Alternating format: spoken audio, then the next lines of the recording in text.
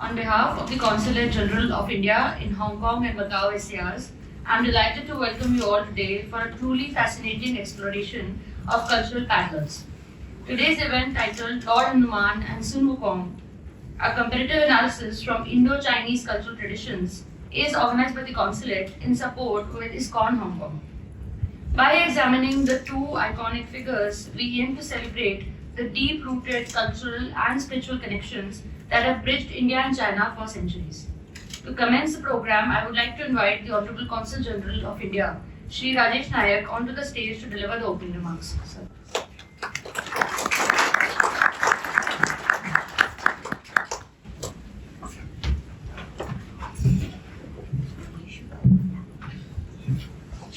Very distinguished Dr. Kenneth Valpey, a senior devotee of ISKCON movement and a research fellow at the Oxford Center for Hindu Studies. And I collect from his biography that from 2014 onwards, he is better known as Krishna Kshetra Swamiji.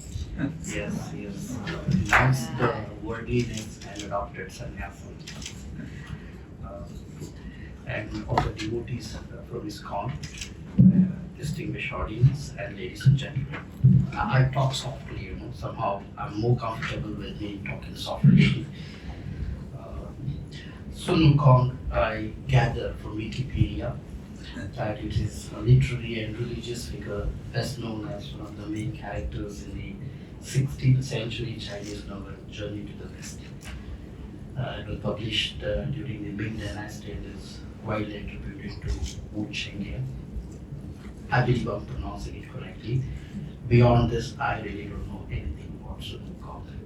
I'm actually eagerly looking forward to listen to Dr. Kenneth Valpey to understand, as Surbhi just mentioned, how deeply Indian and the Chinese culture, the Chinese civilizations are connected with each other. When we received the proposal from our Consulate's dear friend Maji, we thought over it. Why should we give a podium for? Why should we give an opportunity for talk like this? We thought over it, and I felt it's important that we listen to such talks, such ideas, such views for three important reasons. Number one, we need to understand that despite different paths, like different religion, different culture, different civilizations advocate, but the core value of every religion, every belief system remains the same. It's about love, it's about compassion, it's about kindness, it's about making things better for the entire humanity. It's not about one-upmanship, it's not about competition between the cultures, it's not about I'm better than the other. Certainly not. It's about appreciating each other, genuinely valuing and learning from each other, and understanding the perspectives that our predecessors shared. And when you look at, I was just going through it, and you understand, you appreciate how wise our ancestors were. They were the one who decided to travel east or west, north or south. They were the one who decided to learn from each other, and never felt that it is something belongs to the other, it belongs to us. And they brought it back, then adopted in their own society so that the society they live will be better off. And unfortunately today we live in a time we find fault, too much of fault with the other side. We don't trust the other side, we doubt them. And that is the reason we have conflicts, we have insecurity.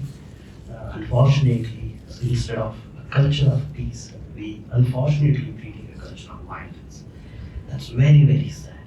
And it's our humble effort to bring some wise people to Consulate and to listen to them, and through them understand the kind of similarity as one human community we share with each other.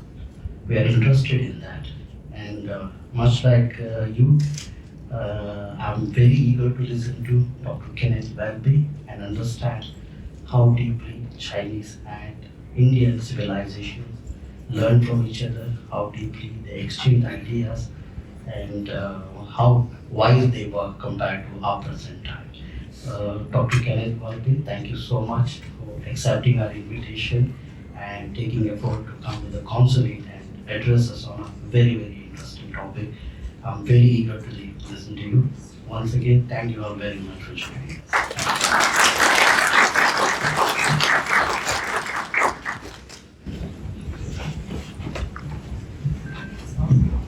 Thank you, Honorable Consul General. Ladies and gentlemen, it is my distinct privilege to introduce our guest speaker, Dr. Kenneth Valpey.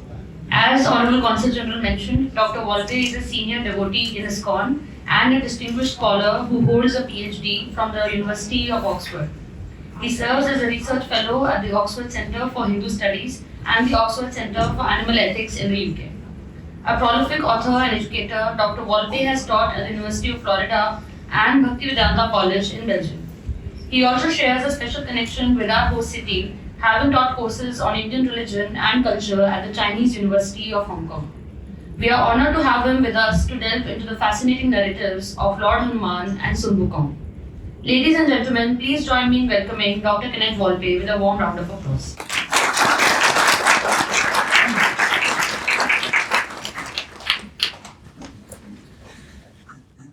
So, thank you so much, Honorable Consulate General Naik. I genuinely appreciate your comments, your reflections that you've made. I feel also these are values which we are pursuing. And I hope that this little presentation will serve that purpose which you have spoken of.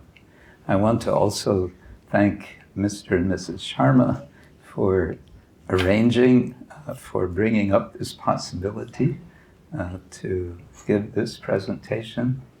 And I have to say also that my voice went out a few days ago, and it's just in the process of coming back. So I hope that it will endure for the time that I'm speaking. Otherwise, I will have to, speak by some mental telepathy, or we'll see what, what we can do. But with your encouragement, we'll try to say something on this subject of Lord Hanuman and Sun Wukong. Probably most of you are most familiar with Hanumanji, and perhaps less with Sun Wukong. And the same is true of myself. I have to admit, perhaps I know a little more than Wikipedia, but I like to say that this is a work in progress. I am learning, and also this is just a kind of cross-section of a huge topic of understanding interaction of the two traditions of India and China. Something which I became interested in when I first came in 2007 to Hong Kong to teach at Chinese University. It struck me that there's a history here which I am very unaware of, and having been visiting India since 1978, what are the connections? So I find this connection particularly intriguing. This is a general question. Perhaps I can borrow someone's watch because I want to make sure I don't go too long. If I could, yes. Oh yeah, that one. Oops. It's 2, 3, 1, 1. Oh, okay. 2, 3, 1, 1. Okay. So, how do stories highlight similarities or differences between Chinese and Indian cultures? Now, immediately, there will be a concern by traditionalists. What do you mean stories? When we speak of the Ramayana, this is not just stories, this is history. Here, I'm not going into that issue. but I'm saying story in the sense of narrative. Narrative. History is also narrative. And I want to suggest that this is a kind of question in the background. What do stories do in terms of connecting these two traditions? And of course, my focus will be on these two works, The Journey to the West, which, as we heard, is from the 16th century of the Common Era. And it's a novel. In the West, we don't generally think of novels as coming into view until the 18th or 19th century. And the other work, of course, is the Valmiki Ramayana, which is certainly much older than The Journey to the West.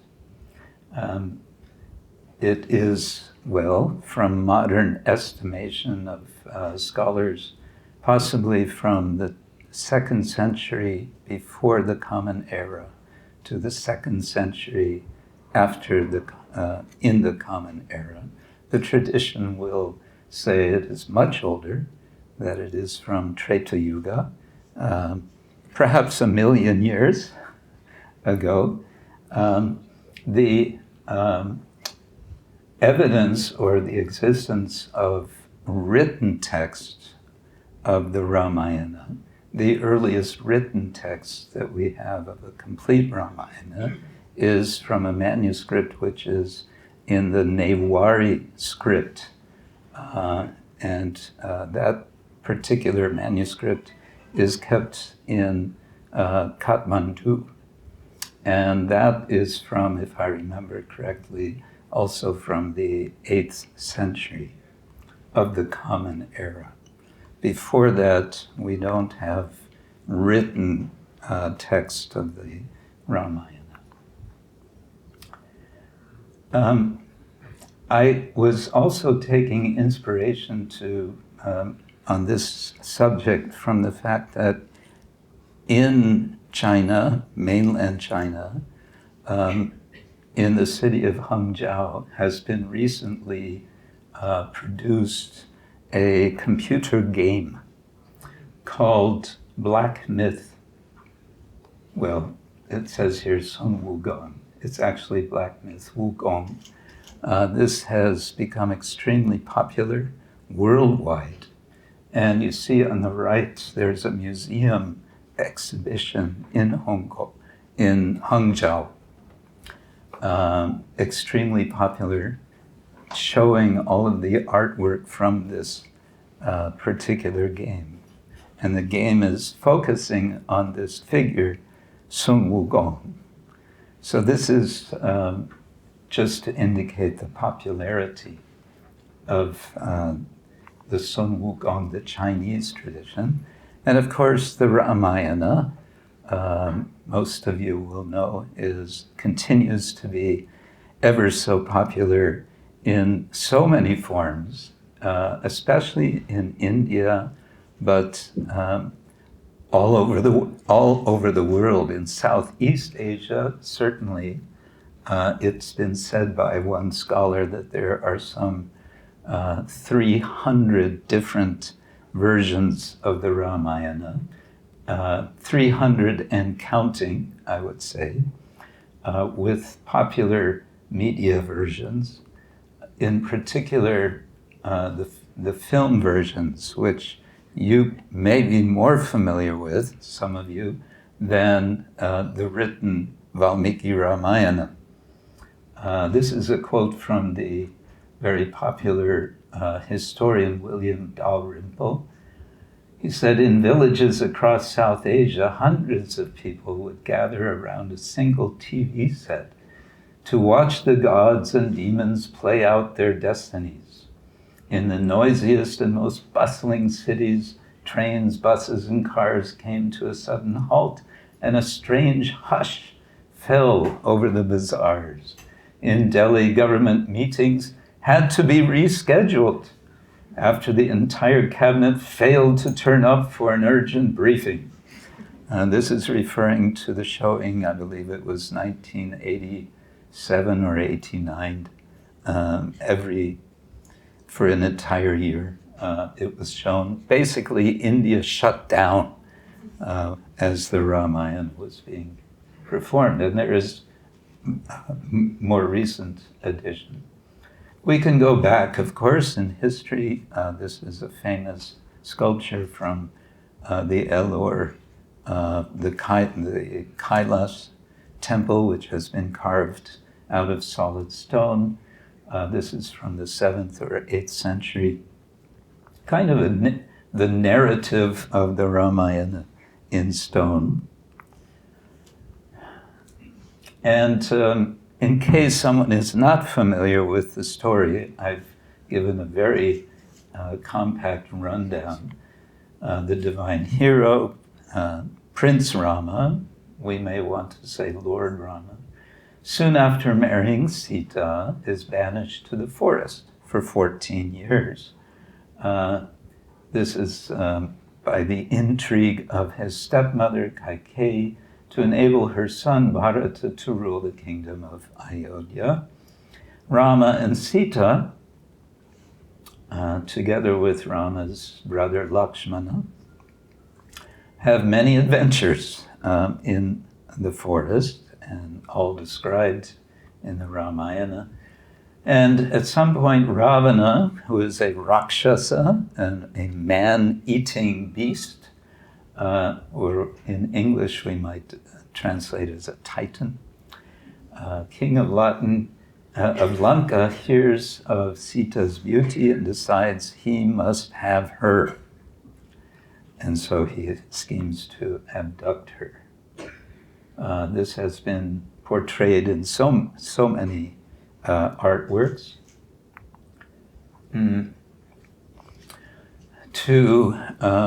To recover Sita, Rama then makes alliance with the Vanara kingdom of Kishkinda. Now the word Vanara is typically translated as monkey, but it is an open question among scholars. It can also be taken to mean Vana Nara, or human beings residing in the forest. In any case, sometimes I'll say monkey and sometimes Vanara. So they meet Hanuman, of course, and he eventually is sent to find Sita, and eventually he meets her, and at that time he burns Lanka, and he returns to report to Rama. And famously, he simply says, when he arrives back, found. He doesn't want to waste words, so he just says, found. The Vanaras then build a bridge to Lanka. Rama and his Vanara hordes invade Lanka. There's a battle with Ravana. Ravana is finally killed by Rama by a single arrow to the heart. Rama returns, and we celebrate Diwali as the return of Rama. This is one of several significant elements of Diwali or Deepavali. He returns with Sita, with Lakshman, to not exactly live happily ever after, but that's a subject we won't go into here. I've mentioned, 5 themes in the Ramayana, which are particularly important. First is the keeping of vows. Both Rama and his father Dasharatha are famously keeping their vows. Rama insists on keeping his vow despite the desire of the entire population of Ayodhya. A second principle or theme is fraternal solidarity. His brother Bharata and his brother Lakshmana are completely in solidarity with Rama, and it's it's very touching how the exchanges are described between them. And then, of course, the wife's faithfulness to her husband. Sita is an emblem of wifely faithfulness. Cosmic order and righteous action, dharma, is, of course, very prominently a theme. Sometimes Rama is called Maryada Purushottama, the supreme person who observes Maryada or boundaries, dharma. And finally, the principle or the theme of faithful and empowered service, which is embodied and emblemized in the person of Hanuman. So it's this Hanuman who is the person of particular attention, divine person, we may want to say. I want to also point to professors who I have had the good fortune of studying under, two husband and wife couples, especially Professors Robert and Sally Goldman at the University of California in Berkeley. I was fortunate to have Sally Goldman as my professor of Sanskrit, in which we read the Valmiki Ramayana in the original Sanskrit with commentary, with Sanskrit commentary. And Professor John and Professor Mary Brockington, who are now retired and who live in Oxford and are fellows of the Oxford Center for Hindu Studies. One could say so much more about them, but time is short. And then moving on to Journey to the West, and I won't pronounce this properly, Xi You Zhi would be my attempt, but I'm willing to be corrected.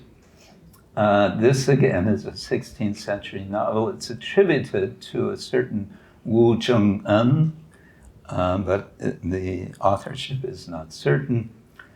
And basically it's a story of a Buddhist monk named Tang San Zhang, who journeys from Xi'an, present-day Xi'an, to India. It's called Journey to the West because from Xi'an it's somewhat to the west to come to India. What is his purpose? His purpose is to acquire Buddhist scriptures. And this is echoing an historical narrative, an actual occurrence several centuries earlier, when Xuanzang journeyed to India and spent some 19 years in India collecting scriptures, bringing them back to China, and there having them translated. There's a quite significant number of scriptures, Buddhist and also Hindu scriptures, which have been preserved. They've been lost in India and preserved in China, in Chinese. Sun Wukong is one of the characters of this story, this drama. He's one of three traveling companions who bring lots of adventure into the story. And it is particularly these adventures which have made the story of the Journey to the West so popular in China. So, what happens when we, so to say, juxtapose Hanuman and Sun Wukong, who I would suggest we can call enduring other than human heroes, whether someone calls them monkey or vanara or whatever, they are other than human. Now, different ways, there are different sorts of similarity we can find. And I have to say that these are, there's a sense of extraction here from the Journey to the West. That is to say, we cannot exactly put the two texts next to each other like in parallel columns and see immediate similarities. However, we can see significant similarities which have a strong suggestion of influence, as I'll come eventually to say, from the Valmiki Ramayana. Both Hanuman and Sun Wukong are disturbing. They disturb both of them an exalted divinity. Hanuman, as you may know as a child, goes after the sun. Why? Because he thinks it's a big, fresh fruit. And so he decides to jump to the sun. On the way, he encounters, actually not on the way, it's on the way after he swallows the sun, isn't it? He encounters the storm god Indra, who strikes him down. That's another story we won't go into now. Sun Wukong has been positioned in heaven, but he's been positioned as the keeper of the horses. And he finds this rather insulting. And so he starts to make trouble in the celestial realm. At one point, upon realizing that he's at the top of the 33 layers of the heavenly palace, he steals and consumes Lao Tzu's pills of immortality and Xu Wangmu's peaches of immortality. Now this gets into another theme, which is a point of commonality, is the sense of immortality of both of them. But sort of backing up the origins of both of them, there is also a kind of parallel, and that is, we know that Hanuman is said to be conceived by the winds, by Vayu, and not exactly the same, but Sun Wukong, somehow he appears when wind crosses over a certain stone egg. By exposure to the wind, Sun Wukong appears. So we are told. Again, back to the point of immortality, there is this commonality that Hanuman, in a sense, gains immortality from the boons, from the blessings of both the divinity Brahma and from Indra. Sun Wukong's immortality is multiple. He studies under a Taoist priest who rewards him with not one or two, but I think what does it say, 72 different sorts of immortality and 9 layers. And he's, in other words, he's understood to be protected in all circumstances. This watch, oh, now it works, okay. If I lift it, but then it closes, okay. Oh, yeah. That's okay, I think I'll be all right. 2311. 2311, okay. Sorry, thank you. Shape-shifting is there in both of them, and I am watching the time, so I'm going to jump beyond this. But you may recall, those of you familiar with the Ramayana, that when Hanuman first time he meets with Rama and Lakshman, he first comes in disguise. He comes as a sadhu, as an ascetic, as a mendicant, because he's not sure who they are, so he's cautious. Sun Wukong is trained apparently to also change shape for various purposes. But all of this, you could say, is, you could find similarities like this in so many stories. But here I think we come to the real point in the narrative. And it has to be said, in the case of Sun Wukong, this is a small portion of the entire story. It involves only 4 of many more chapters. That's basically what I'm saying here. And I'm going to move faster to say that Sun Wukong is commissioned to recover a princess for a king whose consort has been stolen 3 years before.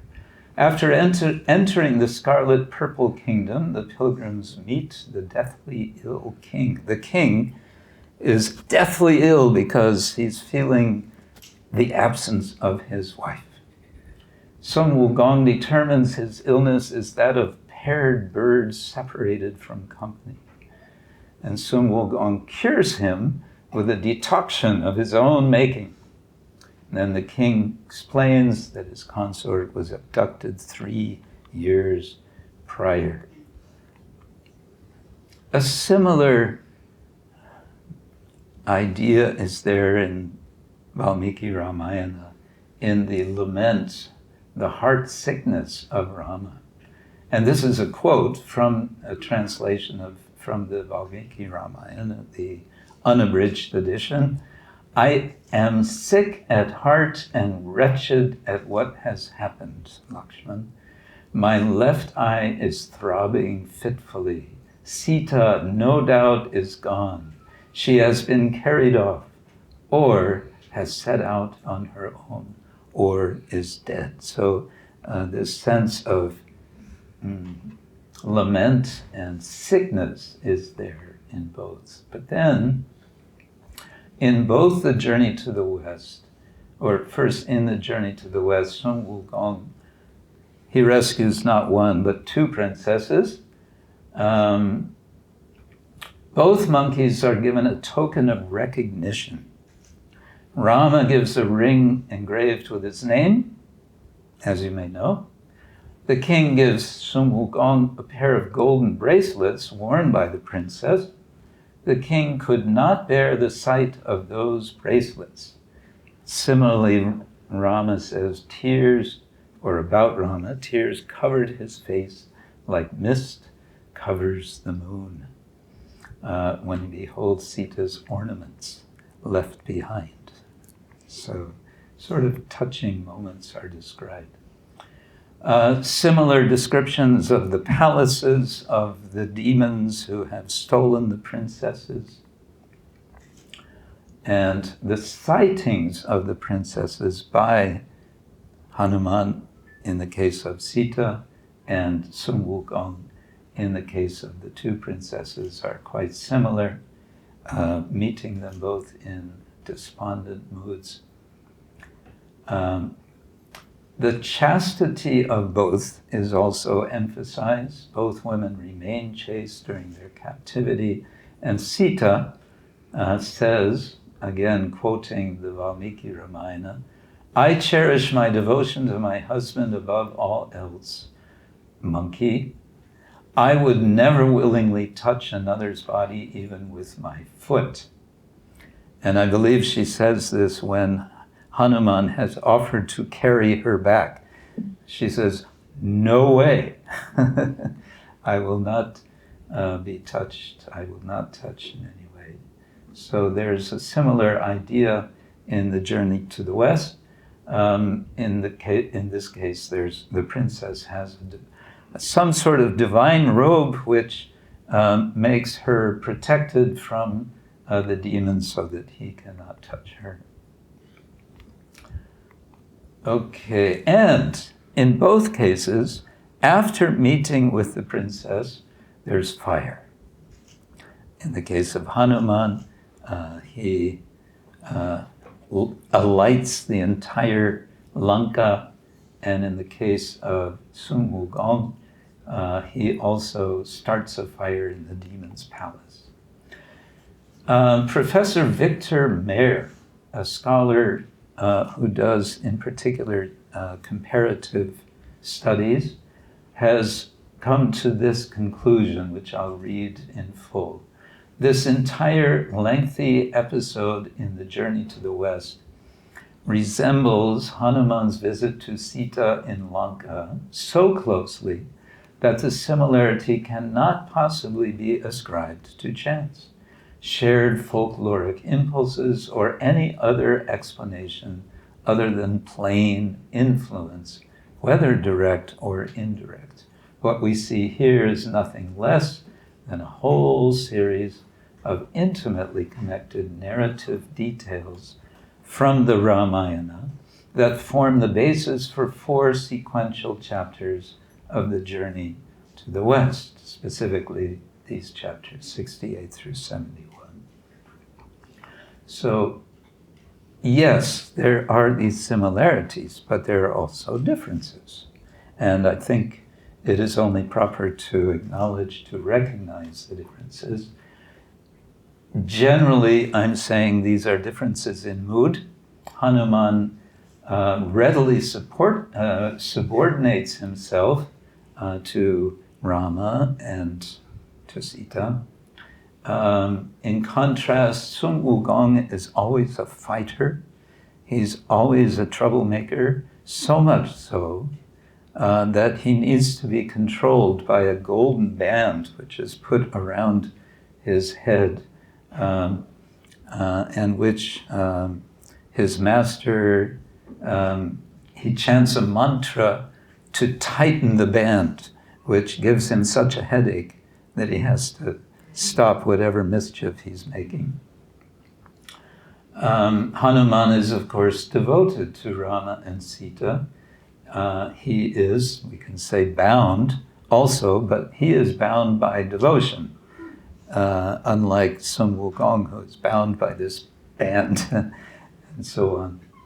And Hanuman acts as, we could say, a kind of a team member with all of his Vanara associates, the vast army.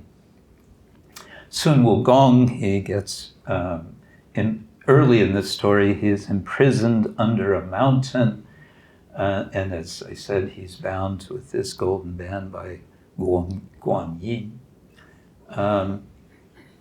Ultimately, the grand reward, you can say, for Sun Wukong is that he becomes a kind of Buddha in this understanding. He is a fighting Buddha. And some have suggested that the whole story as a whole is a kind of, could be seen as a critique of Taoism.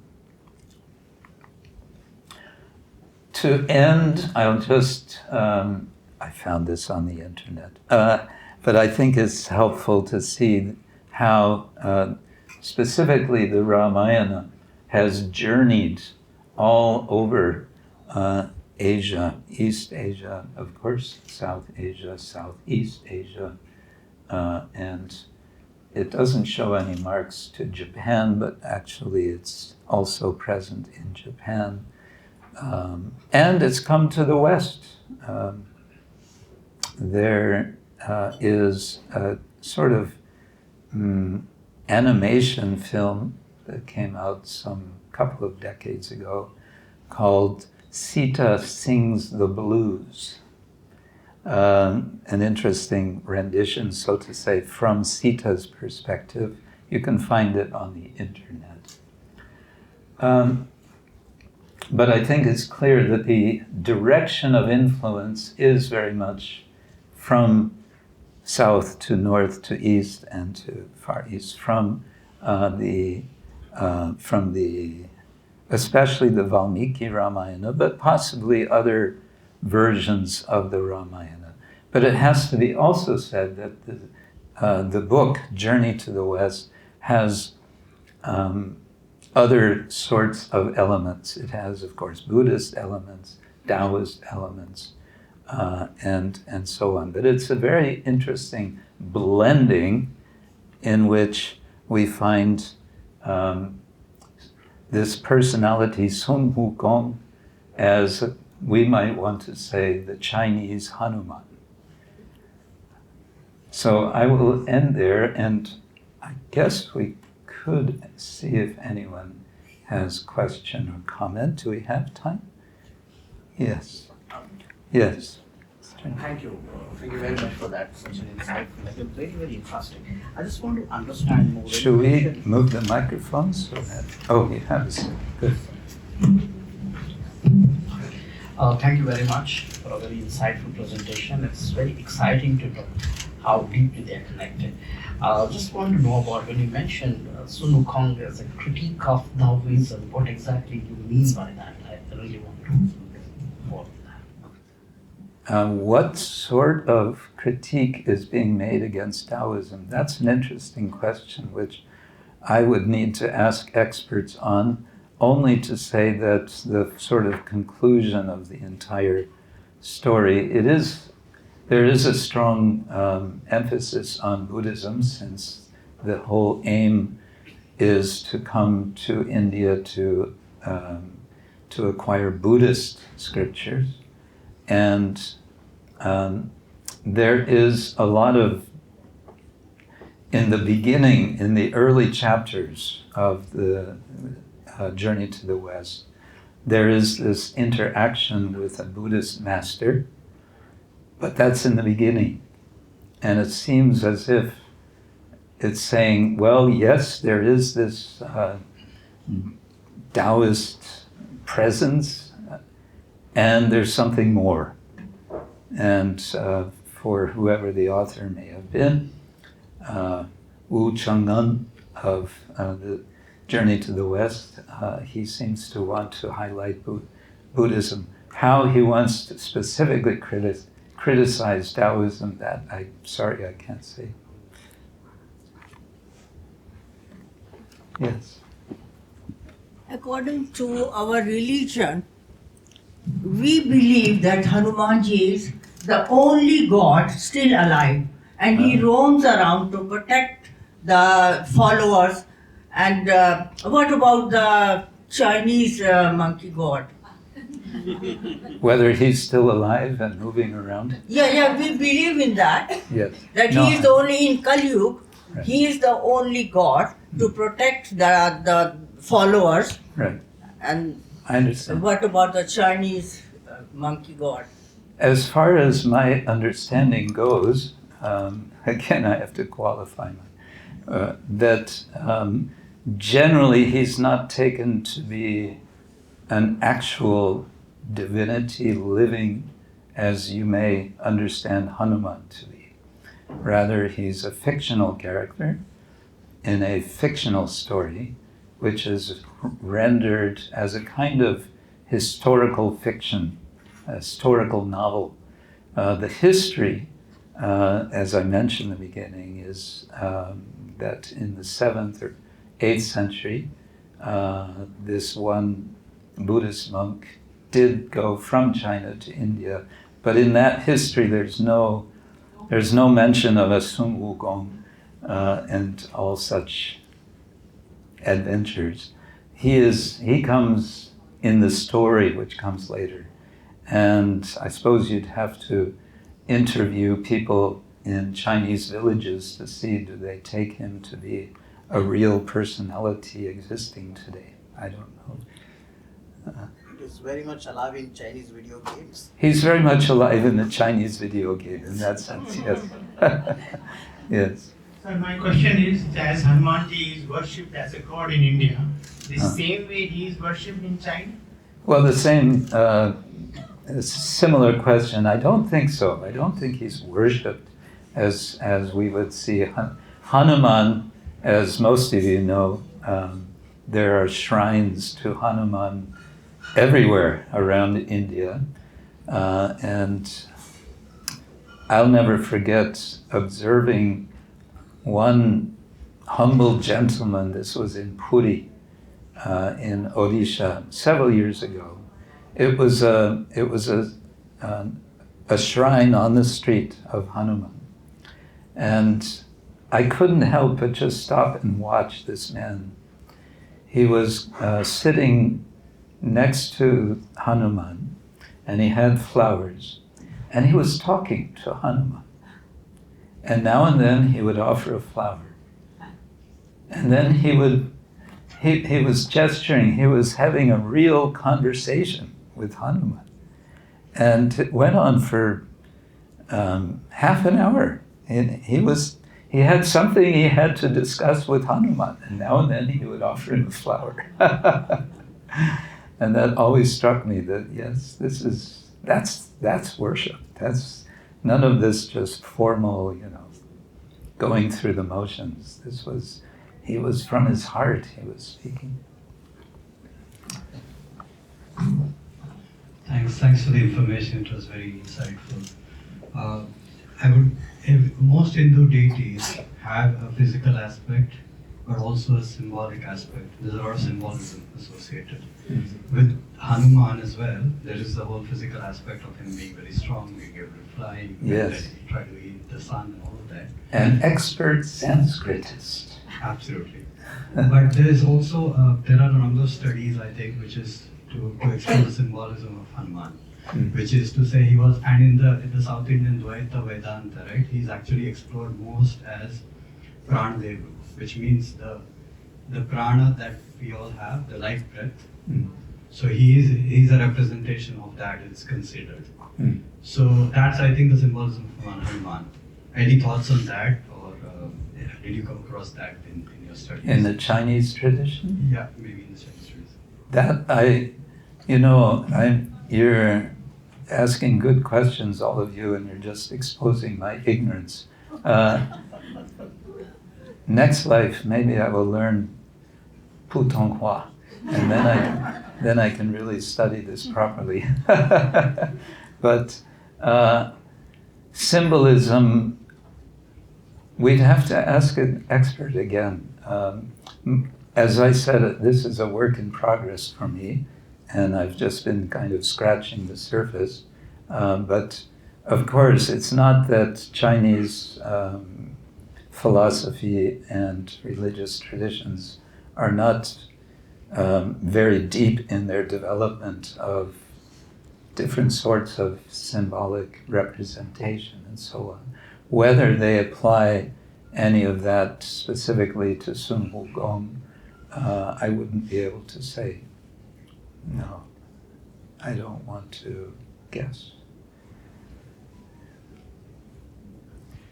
Anyone else? Anything else? So now, I hope this is an inspiration, if for nothing else, that we go back to the Ramayana. I find most people of India familiar with the story of Rama. They tend to be familiar, if they're northern Indians, their familiarity is with Ramcharitmanas. And if they're South Indians, they're most likely familiar with Kamban Ramayana. But the Valmiki Ramayana is, you can generally say it's the original. And it's been translated now. The two scholars I showed on the left, Robert and Sally Goldman, have been involved in a translation project translating the entire, what is called critical edition of the Valmiki Ramayana. So they translated one, possibly two, of the khandas, of the 7 khandas. But you may find it interesting to actually go back to the, we can say, original Ramayana and study that. And then compare that with other Ramayanas, such as Tulsidasa's Ramcharitmanas and so on. It can be very interesting. So again, I want to thank all of you for this opportunity to share these ideas. And again, I want to thank the Indian Consulate and the Consulate General, Mr. Nair. So thank you all very much.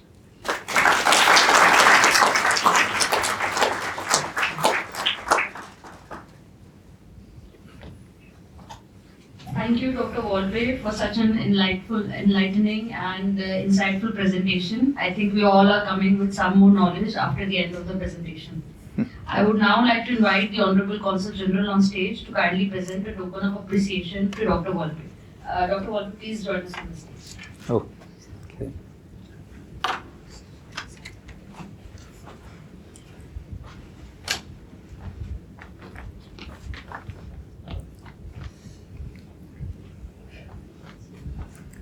This stone is from Jammu and Kashmir. Oh, The arrow from that went to China from India. yes. actually. Thank you. This is the book, one of those 300 Ramayanas. Oh, Sri Ramayana Darshanam by Kuvempu, one of the very well-known writer in Kannada literature. oh, He Canada. won- Oh, yes. Yes, he won Jnanapith Award for this work. Actually. Wow. It's the English translation of it. Oh, that's great.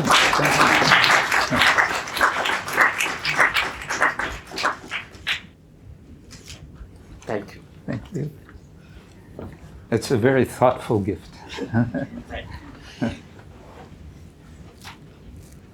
On behalf of the Consulate General of India, Hong Kong and Macau SARs, I extend my sincere gratitude to ISKCON Hong Kong, Dr. Valpey, and to all our wonderful audience for joining us today for this session. I would now request everyone to kindly join us for interaction over some refreshments. Thank you and Jai Hind.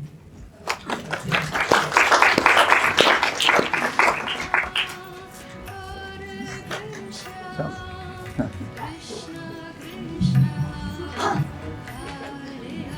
it started when I was a child and my parents took me to an Indian dance performance at the University of Illinois.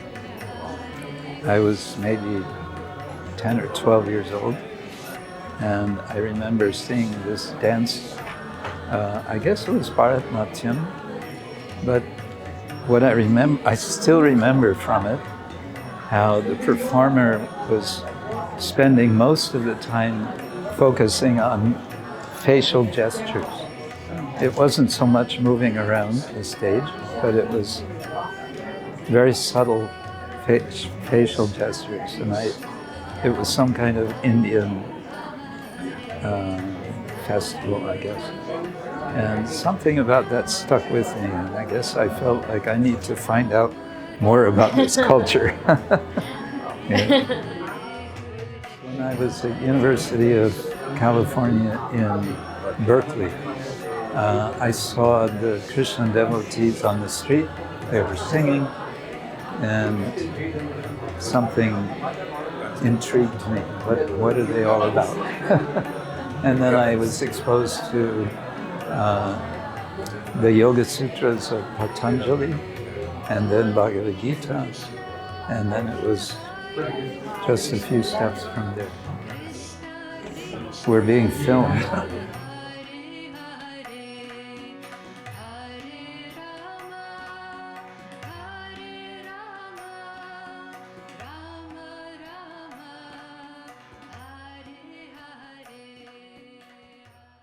When I signed up for Sanskrit and Hindi both, my Hindi teacher said, "Oh, no, you can't do both. You will become confused." And I said, "No, let me try." And I got good marks in both. So